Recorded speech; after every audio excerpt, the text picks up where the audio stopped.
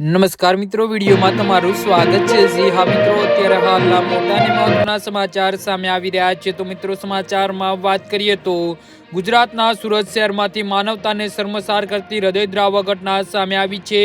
અહીં પતિના ત્રાસથી અને ઉશ્કેરાઈથી કંટાળીને એક પરિણીતાએ પોતાની જાતને આગ લગાવી દીધી હતી. સૌથી ચોંકાવનારી બાબત તો એ છે કે જ્યારે પત્ની આગથી જ્વાળામાં લપેટાઈ હતી ત્યારે પતિ તેને બચાવવાના બદલે મોબાઈલમાં વિડીયો બનાવી રહ્યો હતો.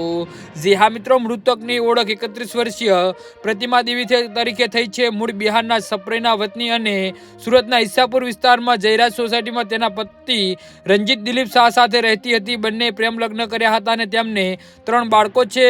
રંજીત ગેરેજમાં કામ કરતો હતો અને નાની નાની વાતોમાં પત્ની સાથે મારપીટ કરતો હતો. ગત તારીખ 4 જાન્યુઆરીના પાડોશીની છત પર સુકાતા ઘઉં વેરાઈ જવાની બાબતે રંજીત બાળકો પર ગુસ્સે થયો હતો અને તેમને સ્કૂલે ન મોકલવાની ધમકી આપી હતી. જ્યારે પ્રતિમાએ બાળકોને પક્ષ લીધો હતો ત્યારે રંજીતે તેને પણ ફટકારી હતી. ગુસ્સામાં પ્રતિમાએ મરી જવાની વાત કરી હતી ને જેના પર રંજીતે ઉશ્કેરાઈ કરતા કહ્યું કે ઘરમાં તેલ પડ્યું છે, જઈને બળી મર. તો આ ઉશ્કેરાઈને પરિણીતાએ પ્રતિકાએ પોતાના પર ડીઝલ છાંટીને આગ લગાવી દીધી હતી. આરોપ છે કે રંજીતે તેને બચાવવાનો કોઈ પ્રયાસ કર્યો ન હતો અને બળતી પત્નીનો વિડીયો રેકોર્ડ કરતો હતો. જ્યારે તે ગંભીર રીતે દાઝી ગઈ ત્યારે તેને પાણી છાંટ્યું અને હોસ્પિટલ લઈ ગયો હતો. સારવાર દરમિયાન 11 જાન્યુઆરીએ પ્રતિમાનું મોત નીપજ્યું હતું.